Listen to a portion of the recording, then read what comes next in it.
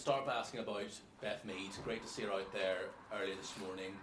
Just in terms of percentage, how fit is she? Is she ready for this Sunday? In order for squad selection, we have one more training to go. If she goes through that training, she should be 100% ready for squad selection.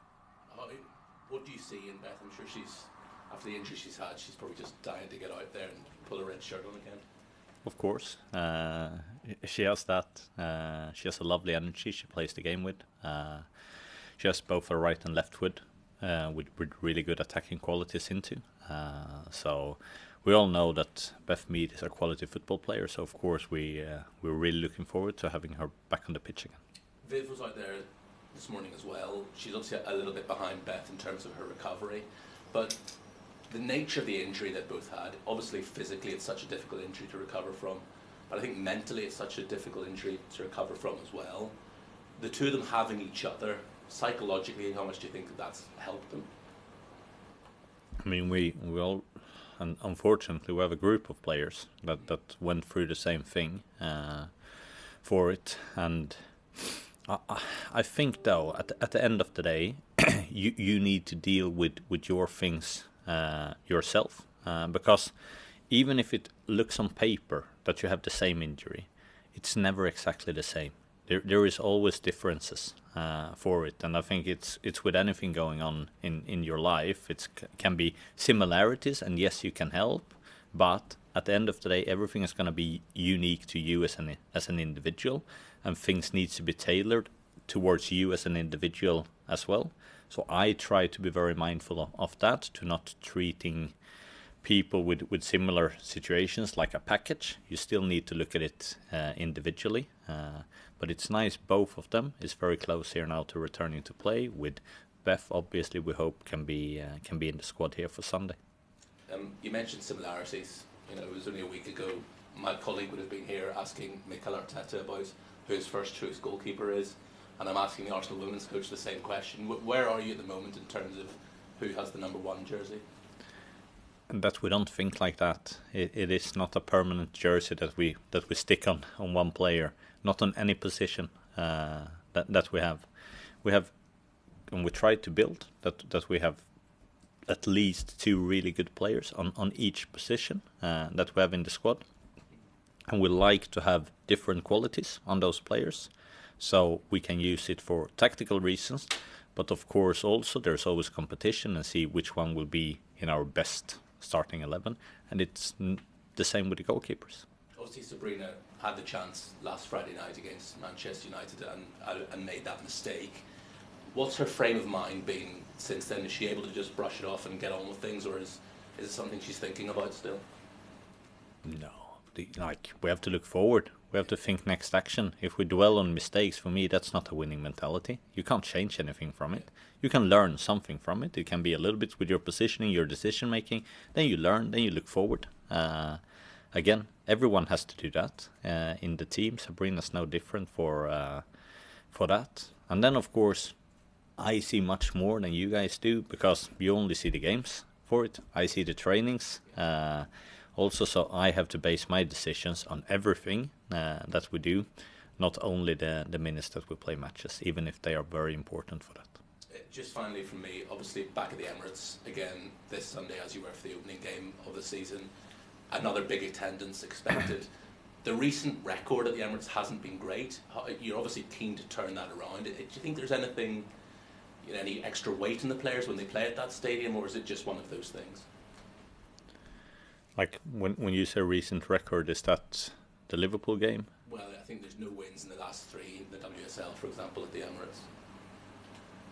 Yeah, okay. So that's what I mean with a mind a little bit for us. We played Chelsea there in January, which I think was a strong performance, and we conceded in the last minutes of the game, and then we beat Bayern Munich 2-0. They're in the Champions League quarter-final. And then we had a draw against Wolfsburg and took them to overtime and was some inches away from playing a Champions League final. So for me, is it a problem for us playing at the Emirates? Not at all for it. Am I really happy for us to go back to Emirates so quickly after what I thought was a disappointing performance against Liverpool? Absolutely. let's show the audience another version of ourselves.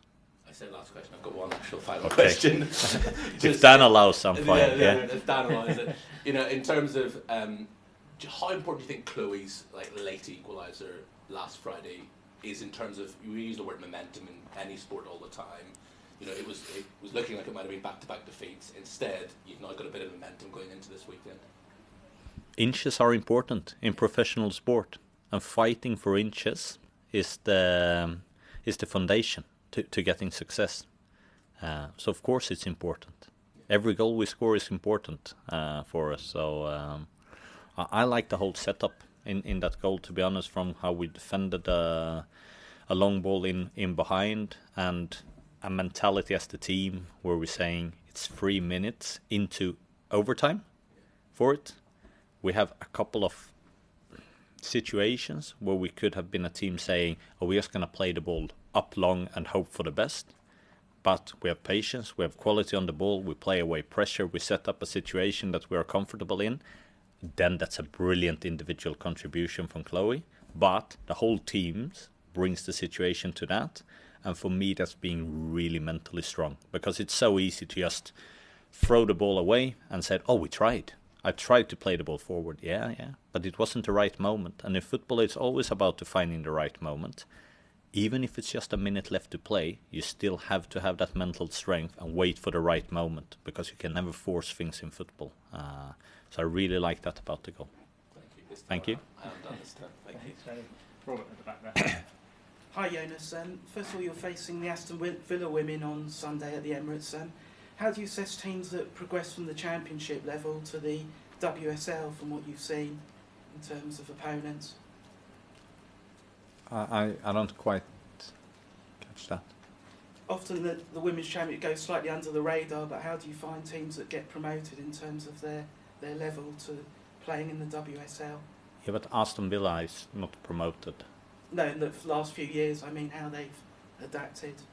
Okay, yeah, because I've only seen Aston Villa as a competitor, of course, here the last 2 seasons, and they've been a very strong side under Carla Ward, and they have been developing from a strong foundation with them. I think the growth of a team like Aston Villa is very telling for how competitive this league is starting to become, and why I think if all clubs and the league is doing the right thing, why it's going to be the leading league also globally in the coming years. So the competition is really tough to win football matches, tougher than it's ever been in the competition.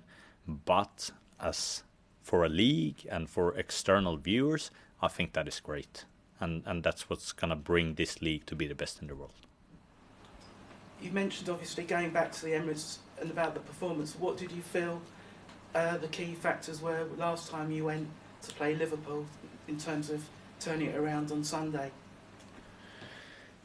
I mean, the biggest disappointment then was to say that I didn't feel that we could energize the crowd enough with the way that we were playing. And that was, I think we looked a little bit static when we had the ball. We didn't get them moving enough.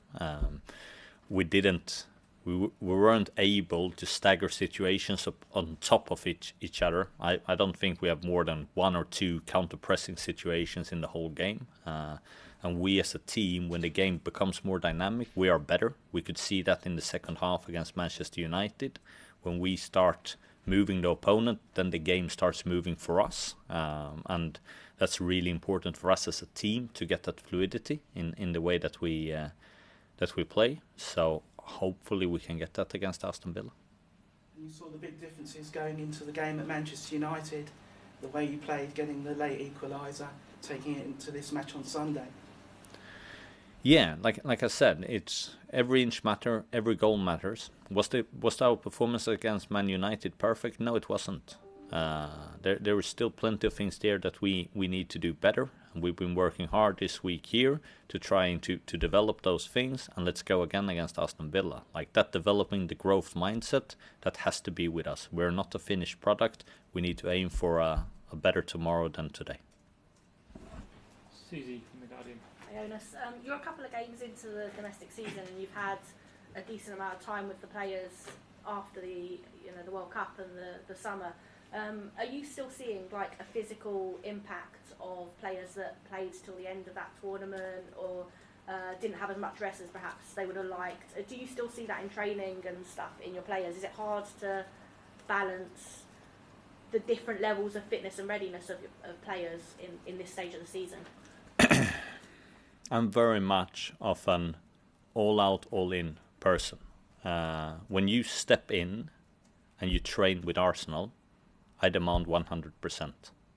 There is no room for coming and saying, oh, I have a 90% day today. That's not the environment for you to be in here at Arsenal. So when you step in here, you're 100%. But that also means that more from a mentally side of playing a big tournament and getting too little time to reset, that we have managed time individually with the players that were staying long in the World Cup, and they have getting complete time off from the training ground. And we have done that individually with all 8 players that were in the later stages of the World Cup during this period. And of course, has that been ideal from a team perspective that we haven't been able to keep the group together? No. I still think that it's absolutely vital to now being able to attack the season fully, so we not feel like we're going into the season with players being too mentally fatigued and then not being able to cope, and then we're getting forced to give time off. Now we try to manage it proactively instead, and I think that's a better way to do it. In some things we have also done it in the cooperation with national team coaches, like Australia, England, been great examples of how we are working together with. Also Sweden